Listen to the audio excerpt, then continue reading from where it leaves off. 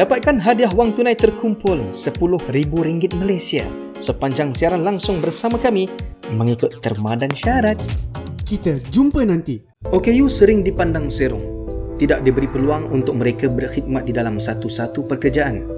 Apa kerajaan dah buat untuk membantu OKU? Dan apa yang anda dah laksanakan untuk memberikan keceriaan kepada mereka? Saksikan kami 3 hari bulan 12 2020 jam 2.30 petang di page Facebook Selangor 3W secara langsung. OKU lagi rajin dari orang normal. Betul ke? Mari memberdayai OKU. Kita jumpa nanti. Assalamualaikum dan salam sejahtera, bertemu kembali dalam rentasan berita edisi 781 bersama saya Zawaz Yusof dan antara paparan utama. Pengundi Gombak berak dengan penipuan Azmin. Dalah terpendam berlaku selepas tularnya video semburit. Mana bukti kerajaan Melayu Islam?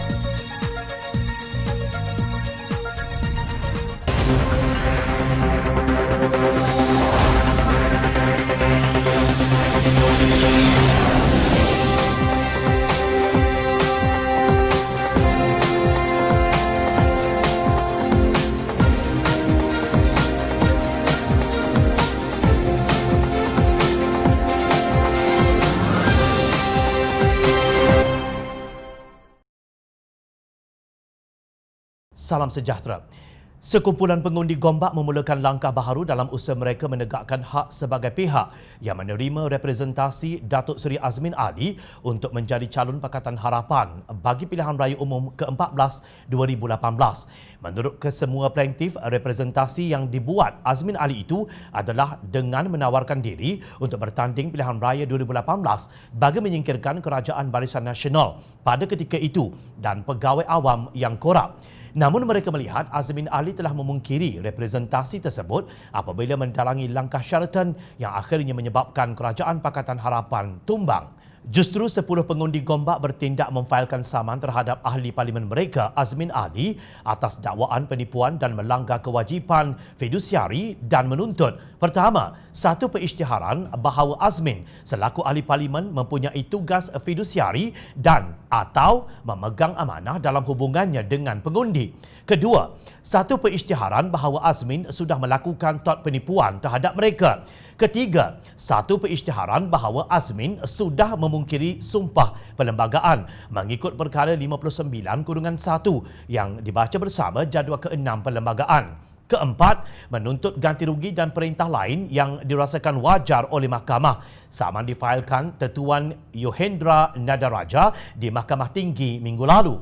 Peguam Kanan Muhammad Hanif Katri berkata tindakan saman oleh 10 pengundi Parlimen Gombak terhadap Azmin Ali akan menguji hak pengundi di bawah Perlembagaan Persekutuan tanpa akta lompat parti. Dari sudut sistem kehakiman dan perundangan, isu tindakan mahkamah di atas ketiadaan mana-mana peruntukan Perlembagaan Persekutuan ataupun akta parlimen yang menghalang hak wakil rakyat untuk lompat parti tanpa pengosongan kerusi parlimen itu ianya akan menjadi satu isu penting dan relevan untuk diadili dan dihakimi sebelum diadakan pilihan raya umum ke-15, ujarnya dalam satu kenyataan. Beliau berpendapat ia menjadi satu batu loncatan untuk para pengundi membuktikan kepada wakil rakyat yang tidak berprinsip dan tidak berintegriti politik bahawa rakyat tahu hak perundangan mereka dan tidak akan berdiam diri untuk para politikus mempermainkan hak pengundi dan rakyat. Beliau juga mengucapkan syabas kepada pengundi Parlimen Gombak di atas keberanian mengambil langkah matang itu. Baru-baru ini Azmin mendakwa penubuhan Perikatan Nasional adalah untuk menjadikan Tun Dr. Mahathir sebagai Perdana Menteri Gabungan Baharu. Kenyataan Azmin itu disanggah oleh bekas Perdana Menteri berkenaan. Dari sudut psikologi, tawaran Azmin untuk menjadi wakil rakyat bagi pihak pengundi Gombak yang telah diterima oleh mereka adalah satu perjanjian yang mengikat kedua pihak dalam satu kontrak. Azmin bertanggungjawab untuk berpegang kepada amanah kontrak tersebut. Selama ini pelanggaran perjanjian seumpama yang dilakukan oleh Azmin hanya dilihat sebagai melanggar kontrak psikologi, bukan pelanggaran terhadap representasi yang dibalut dengan terma undang-undang. Justru berleluasalah kata-kata politik melompat mencari ghanimah untuk diri mereka tanpa bimbang akan dikenakan tindakan undang-undang. Tahniah kepada pengundi Gombak. Bekas Timbalan Presiden Keadilan Datuk Seri Azmin Ali dilihat mahu menulis semula sejarah bagi membersihkan reputasinya berhubung penglibatannya dengan beberapa pemimpin Barisan Nasional, PAS, Bersatu dan Keadilan di Hotel Sheraton. Janganlah kita terpedaya, Azmin adalah arkitek utama rampasan kuasa Oktober 2019 yang meski gagal merupakan titik permulaan langkah Sheraton, ujar Ketua Biro Politik Pendidikan DAP Liu Chin Tong. Beliau berkata Azmin cuba membentuk sebuah gabungan bagi menghalang Datuk Seri Anwar Ibrahim daripada menjadi Perdana Menteri selepas beliau didakwa terlibat dalam skandal rakaman video semburit yang tular pada Jun 2019. Kata Chin Tong, gabungan yang cuba dibentuk oleh Azmin melibatkan dua lagi perencana utama iaitu Datuk Seri Hamzah Zainuddin dan Datuk Seri Hishamuddin Hussein. Hamzah membawa sejumlah 15 ahli parlimen untuk melompat menyertai Bersatu, mengurangkan kerusi UMNO daripada 54 menjadi 39. Hishamuddin pula didakwa mengawal 17 orang ahli parlimen UMNO. Rancangan pada Oktober 2019 itu adalah untuk membentuk sebuah kerajaan perpaduan Melayu dengan tambahan kumpulan Hishamuddin 17, manakala gabungan Parti Sarawak pula GPS 18 dan PAS 18 untuk mencukupkan angka 53 bagi menggantikan angka-angka amanah 11 dan DAP 42, dakwa Chin Tong. Beliau mendakwa Kongres Maruah Melayu pada 6 Oktober 2019 direncana oleh Hamzah Zainuddin bersama-sama Azmin Ali dan Hishamuddin Hussein di belakang tabir. Ujar Chin Tong, serangan berterusan terhadap DAP sepanjang Oktober tahun itu bertujuan untuk memecah belahkan Pakatan Harapan. Objektif utama rancangan untuk menggunakan 53 ahli parlimen daripada kumpulan Hishamuddin, GPS dan PAS bagi menggantikan 53 kerusi amanah dan DAP ialah untuk menafikan peluang Anwar menjadi Perdana Menteri. Azmin percaya bahawa apabila DAP dan amanah tidak lagi sebahagian daripada sifir terbabit, beliau akan dapat mengawal majoriti ahli parlimen keadilan atau tiada sesiapa akan menyokong Anwar sebagai Perdana Menteri, tegas Chin Tong. Serangan pertama dimulakan pada 14 Oktober 2019 apabila akhbar New Straits Times menyiarkan laporan muka depan tentang idea besar Hishamuddin untuk membina sebuah bangsa Malaysia tanpa DAP dan amanah. Kata Chin Tong, ketika itu Tan Sri Muhyiddin Yassin dan Tun Dr. Mahathir Mohamad tidak berkenan dengan cubaan sedemikian. Meski ramai antara kami menyedari tentang rancangan Azmin, Hamzah dan Hishamuddin itu, Azmin iaitu dari Parti Keadilan dan Hamzah Bersatu ketika itu merupakan rakan sekutu, maka tidak dapat kami dedahkan, ujarnya. Majlis Setiausaha Pakatan Harapan yang terdiri daripada Datuk Hatta Ramli Amanah, Datuk Saifuddin Nasution PKR, Datuk Marzuki Yahya Bersatu ketika itu dan Anthony Locke Setiausaha Organisasi Kebangsaan DAP mendedahkan rancangan itu berdasarkan tulisan Hishamuddin di NST telah disiarkan di akhbar-akhbar utama pada 16 Oktober. Malangnya, Pakatan gagal mengelakkan rampasan kuasa seterusnya pada 23 Februari 2020 apabila Muhyiddin menyokong rancangan terbabit, jelas Chin Tong. Jom Channel turut merakamkan segala perancangan ini sebagai daulah terpendam melalui apa yang disebut sebagai Scheme of Things. Sebuah kabinet seramai 70 orang dibentuk demi mendapat sokongan untuk Muhyiddin. Selain itu, ahli parlimen yang tidak berada dalam kabinet diberi jawatan dalam syarikat berkaitan kerajaan GLC dan agensi kerajaan lain walaupun mereka tidak mempunyai kelayakan. Pemimpin Perikatan Nasional mungkin ingin membuat dongeng baharu bagi mengaburi mata rakyat bahawa mereka bukan pengkhianat.